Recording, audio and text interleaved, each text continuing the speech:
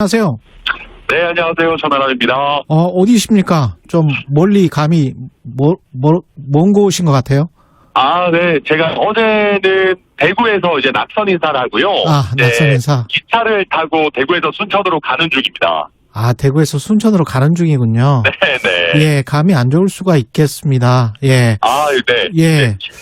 지금 천하영인 팀과 함께 블로그도 만드셨죠? 네, 맞습니다. 전당대회 이후에 만드신 거예요? 네. 저희가 이제 그전부터 끝나고 나서는 글을 많이 써보자라는 논의는 했었는데, 예, 본격적으로는 다 같이 낙선하고 만든 게 맞습니다. 네. 어떤 글이 주로 올라옵니까? 우선 저희가 이제 전당대회 치르면서 소회 같은 것들을 다 올렸고, 그다음에 그런 걸 이제 넘어가지고 좀 이제 정책적인 이슈, 저 같은 경우에는 근로시간을 늘리는 것과 포괄임금제 관련한 이슈에 대해서도 어제 글을 쓰기도 했었는데, 정책적인 부분들에 대해서도 저희가 꾸준하게 조금 더 심도 깊은 논의를 해볼 생각입니다. 아까 이미자 의원은 근로시간 늘리는 게 아니고 좀 더 쉬게 하자는 거다, 오히려 줄이는 거다, 이렇게 이야기, 태세 전환이라고 해야 될까요? 원래 논의는 주 69시간, 그 전에 사실은 대통령이 후보 시절에 120시간 이야기 하다가 이렇게 온 거잖아요. 그러니까, 근데 이제 조금 더 유연하게 시축적으로 하자라는 취지는 알겠는데, 어찌됐든 한 주에 최대 근로할 수 있는 시간이 늘어난다는 것은 맞거든요. 그러니까 이제 근로자들이 받아들이기에는 지금 52시간도 제대로 안 지키는 회사들도 많습니다. 게다가 이게 지금 포괄임금제랑 이렇게 합쳐지다 보니까, 우리가 공짜 야근을 해야 되는 범위가 더 늘어나는 거 아니야? 그러니까 무제한 공짜 야근을 해야 되는 거 아니야? 하는 불안감들이 사실 근로자들 사이에 있는 것이거든요. 그래서 이런 사실 공짜 야근을 소용하는 포괄임금제에 대해서 제대로 우리가 대안을 제시하지 않으면서 한 주에 할 수 있는 근로시간을 무작정 늘린다. 이거에 대해서는 저는 근로자들께서 우려를 충분히 가지고 계실 수 있다. 그래서 이런 우려를 충분히 불식시키면서 근로시간을 유연하게 가는 부분, 같이 병행해야 된다. 저는 그렇게 보고 있습니다. 그러니까 임금, 휴가와 연계에 대해서 종합적으로 판단을 하는 그런 방안이면 좋겠다, 이런 말씀이시네? 네, 맞습니다. 예.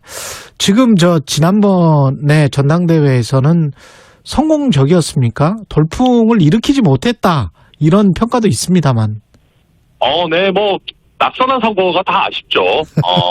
낙선했는데 성공입니다, 이런 것도 좀 웃을 수 있는데, 그래도, 제 입장에서는 제가 가지고 있는 어떤 정치적인 인지도나 아니면은 쌓아놓은 정치적인 자산에 비해서는 나름대로 선전한 결과 아닌가 싶고요. 제가 만약에 조금 더 인지도나 중량감이 있는 상황에서 좀 빨리 출발했다면은, 제가 이제 양강 아니면 1, 2위 주자로서 이렇게 뛰어들었다면은 제가 내놓는 메시지들의 어떤 파괴력이나 전달력이 더 좋지 않았을까 하는 아쉬움이 있고요. 그럼에도 불구하고, 이번에 일을 겪으면서, 전당대회를 치르면서, 정치 스타트업을 차린 것 같다라는 생각이 듭니다. 정치 뭐요? 정치 스타트업이요. 정치 스타트업? 네, 그러니까 이제 저희 허은하, 김용태, 이기인이라고 하는 아주 좋은 동료들도 얻었고, 또 이준석 전 대표와 협업을 하고 또 신뢰관계를 쌓는 그런 경험들도 있었고요. 그러다 보니까 이제는 저희가 천하용인이라는 게 어떻게 보면 스타트업이 돼가지고, 좀 재밌는 게 벌써부터 천하용인과 같이 정치하고 싶다라고 하는 연락들이 막 오거든요. 그래서 이 개혁 세력을 더 키워나갈 수 있는 토대를 만들지 않았나, 저희 그렇게 보고 있습니다. 근데 사내 벤처기업을 보통 만들면 회사에서 지원해주고, 따로 한 5년 동안 열심히 해봐라라고 하면서 근무 요건도 좀 좋게 해주고, 그러다가 이제 성공을 하면 스핀오프를 하고 분사를 하고 이런 과정이 있지 않습니까?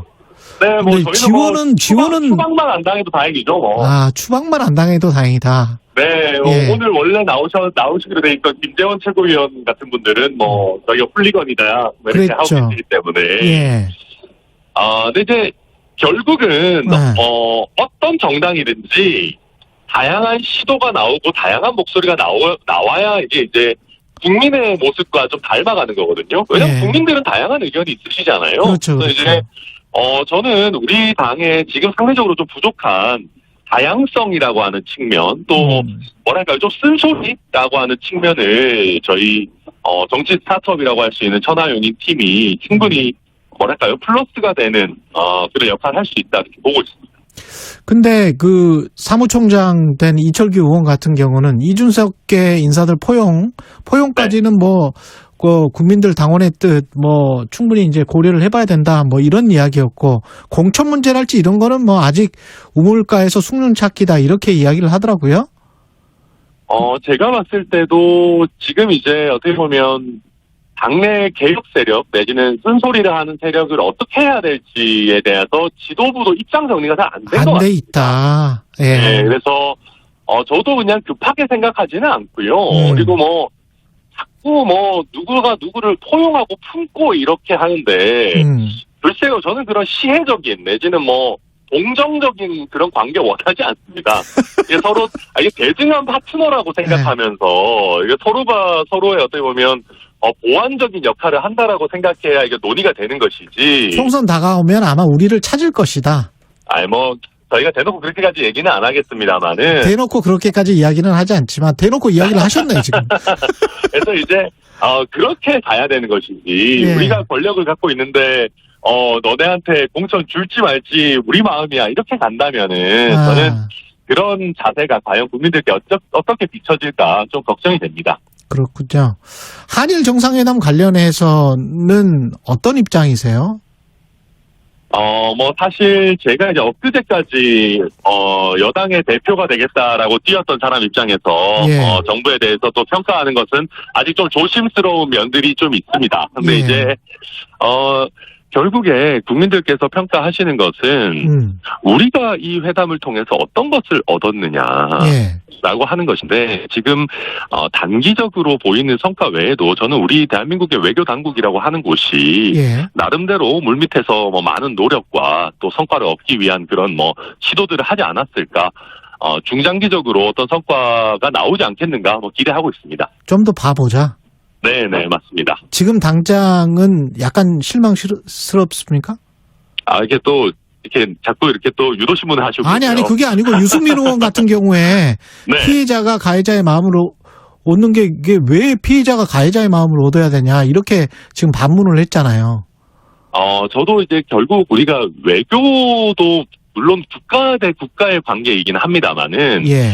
결국 이 외교라는 것이 지속 가능하고 다음 정부가 들어와서 또다시 어떤 방향성이 바뀌거나 하지 않으려면은 국민들의 동감을 얻어내야 됩니다. 그것은 뭐 그런데 지금 우리가 하고 있는 어떤 외교적인 그런 메시지나 내용들이 우리 국민들의 충분한 동의를 얻으면서 진행되고 있는 것인가 내지는 충분한 공감을 얻고 있는 것인가에 대해서는 외교 당국도 분명히 좀 돌아볼 부분도 있다고 생각합니다. 국민의힘 지지율이 떨어지고 대통령 지지율도 하여간 수치상으로는 좀 그렇습니다. 네. 관련해서 그게 근로시간이랄지 이게 지금 한일 정상회담 전후 이게 영향을 미쳤다고 보세요? 네, 물론 뭐 지금 큰 이슈들이 영향을 미치고 있을 것이고 예. 아무래도 그 전당대회 때 있었던 어떤 기대감들, 특히 국민의힘이 조금 더 뭐랄까요, 좀 변화되고 좀 더 나은 모습을 보여줄 것이다, 내지는 개혁될 것이다라고 하는 기대감을 가진 분들이 분명히 계셨을 겁니다. 근데 예. 이제 그런 부분들이 사실 결과에서는 잘 표현이 안 되다 보니까 좀 전당대회 컨벤션 효과가 기대한 방향으로 안 가고 있는 것 아닌가. 그리고 그런 와중에 좀 국민들께서 걱정하실 만한 정책 이슈들이나 외교적인 어떤 내용들로 나오다 보니까 조금 지지율이 아무래도 하락세를 보이는 걸로 그렇게 보입니다. 특히 좀 심각한 게 20대의 여당 지지율인 것 같은데 한국갤럽이 14일부터 16일까지 전국 성인 남녀 1,003명을 대상으로 조사한 결과 20대 여당 지지율이 13%예요.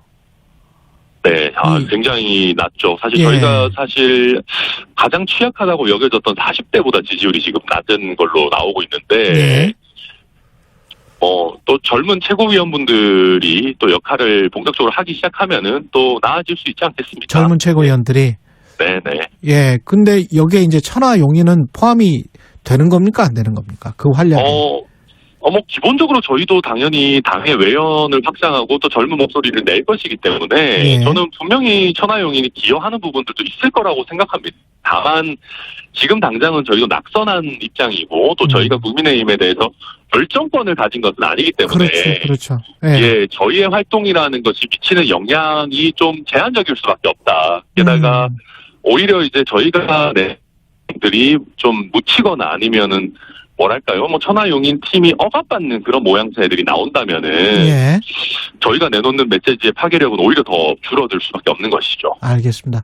제가 방금 언급한 여론조사 한국갤럽은 자세한 내용 중앙선거 여론조사심의 홈페이지를 참조하시면 되고요. 그리고 선거법 개편과 관련해서 네. 좀 급작스럽게 국민의힘 지도부가 의원 정수 확대는 절대 안 된다. 세 가지 안 중에서 네. 이런 반대 표명을 한 이유는 뭘까요? 뭐 아무래도 여론을 좀 살핀 게 아닌가 싶습니다. 예, 이게 이제 사실은 우리 국민들께서 국회의원 늘리는 거에 대해서 굉장히 사실 좀 거부감이 많으시지 않습니까? 네. 그러다 보니까 여당 입장에서도 좀 지지율이 하락하는 국면에서 여보세요? 잠시 끊어진 것 같습니다. 끊어졌군요.